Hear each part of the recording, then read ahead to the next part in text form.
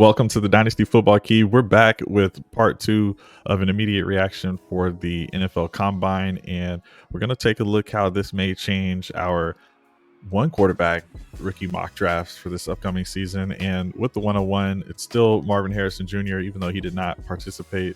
Nothing changes there. Malik Neighbors at the 102, Roma Dunze 3. Some people may have Bowers in that spot, but really liked what Roma Dunze did in the Combine. Tested about where we thought he would, 4.47 speed. I think he'll be a number one wide receiver for a team in the NFL. Brock Bowers, he'll likely be a number two target on a team. Maybe he could be a number one target. But we really had a lot of risers in the wide receiver position. Brian Thomas Jr. at the 5 spot, Adonai Mitchell at the 106. I've got Caleb Williams here at the 107 because I do feel very confident that he'll be a starter for a long time to come. Xavier Worthy has risen up these draft boards here at the 108. Historically, we haven't seen much success from the wide receivers, but he produced a lot in his time at Texas, has good PFF grades. So I actually do believe in him and find taking him here in the first round. That speed that he has, breaking the NFL Combine record, 4.21 40-yard dash. I mean, that's enough to get him drafted in the first round of the NFL. And if he's drafted in the first round, then I'm definitely going to be interested. We've got at the 109, Trey Benson. He had a really fast 40 time and was already being in the conversation of the top 3 running backs. So I think with him testing very well, we can put him at the number 1 spot for right now. At the 110, Troy Franklin. 111, I've got Drake May followed by Jaden Daniels. And I believe in previous one quarterback mocks, I've had Jaden Daniels ahead just for that upside. I still believe he's got that rushing upside. Still, Drake May just seems so solid and has rushing ability as well, that if he finds himself doing something similar to a Josh Allen type, then yeah, you would take that over or just as equally as you would want to take with a Lamar Jackson type of a quarterback.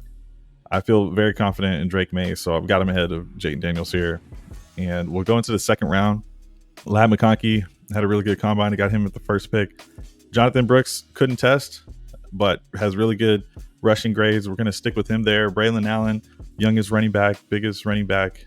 Looks really good, but I just don't have him ahead of Jonathan Brooks. I could actually see Braylon Allen easily getting ahead of Brooks just because of the age and being healthy. Roman Wilson had a really good time and already had a good profile. He just didn't get a lot of opportunities in Michigan, so you could say that was the knock on the profile, but the ability definitely seems to be there. And if he gets more opportunity in the NFL, I think he'll be successful. 2-5, we've got Blake Corum. He still looks good there. Nothing really knocks his profile. I've got a big riser at the 2-6, Isaac Garendo.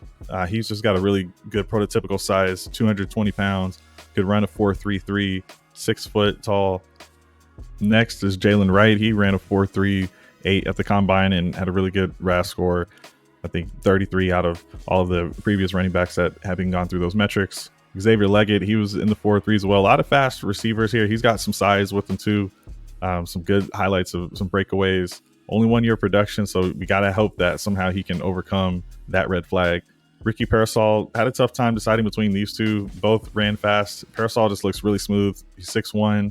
He's got a good frame and really good ability to catch balls that are thrown over the shoulder. He can locate the ball wherever it is in the air. I've got Marshawn Lloyd at the 210. He showed out really well. His only knock is the age, but everything else looks really good. Keon Coleman, he actually looked very smooth in the combine running through those drills. So to me, he actually looked good in the combine. The speed just wasn't there. Still, I do believe in Coleman can have opportunity here in the league. At the end of the second round, Malachi Corley didn't test, so don't want to move him too much. And at the 3-1, I've got a big riser in Malik Washington. Not necessarily from the combine, but he already had really good metrics where he was the best in yards after catch. He had some of the most targets and receptions in college this past season, and a really good PFF profile. He's ranked top 2 up there with Malik Neighbors, actually back to back with him. So his big knock is that he's 5'8", but this is going to be this year's Tank Dell. So look out for Malik Washington. Devontae Walker was in the 4.3 on his 40 time. I just think he didn't get enough chemistry this past season coming in the middle of the season. So I think, I look back at the 22 numbers 2022 year numbers, and he graded pretty well. He just didn't get a full season in 2023. Jatavian Sanders at the 303. He had a underwhelming combine, but the tape looks really good. He's pretty sure-handed, and this is tight end premium, so we'll take him here. We've got Ray Davis at the 304, Jalen Polk at the 3.5, Johnny Wilson at the 3.6, Jermaine Burton at the 3.7, Brendan Rice at the 3.8, Javon Baker at the 3.9. Yeah, this group of wide receivers, I do actually like all of these guys. They have some good PFF ratings. They played well in college and had decent combines overall, have a pretty good RAS score. So feel good about this group. Bucky Irving, he was a big faller just because he didn't have necessarily a great combine, but we still believe he can be a good pass catching weapon. So I think I'll end up moving him up as the offseason goes along, but just wanted to give a little bit of a reactive type of spin on this draft. And we've got at the 311, Jamari Thrash. He's got a really good PFF profile as well. And in the third round, Ben Sinnott, he's just been really good. Won an award for the Doak Walker Award for best fullback. So he was doing double duty, playing inline blocker. He can block, he can pass catch, he can move. He had some of the deepest targets down the field. Whereas at the 4-1, Kate Stover, who only had maybe a few less yards than Sinnott, Stover's average depth of target was at least like 6 yards fewer, or something similar to that. So just not as much relied upon in the passing game. I've got Jalen McMillan at the 4-2, JJ McCarthy, Michael Penix, Bo Nix, just this group of quarterbacks. This is going to be based on people's needs, where they take quarterbacks in their one quarterback leagues. So I could see them going in the third round, but we would want to see that draft capital first before committing to where they're going to go. At the 4-6, Anaya Smith, man, my A&M buddy, he really believes that he can be a great NFL slot. Maybe not as productive as we'd like from a fantasy purpose, but really great dude, will be a good pro, and teams are going to like that as long as he's able to get a special teams role initially. Maybe he can grow from there. And Luke McCaffrey at the 4.7, he had a good combine, showed some good speed, and actually had a good RAS score in I think the 300 range.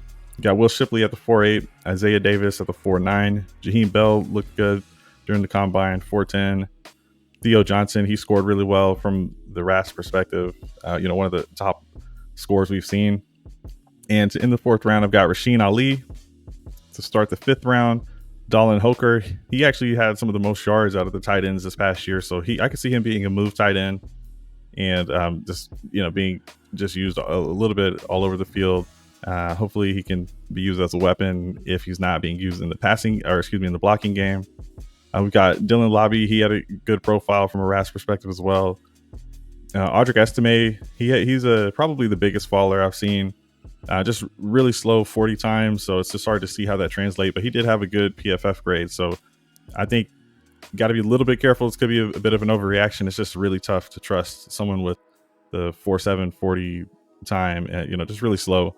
Frank Gore Jr., mainly going with him being the son of Frank Gore, to be honest. AJ Barner, he had all of these tight ends down here had good PFF grades. Eric All just happened to be injured this past season and didn't get the test at the combine.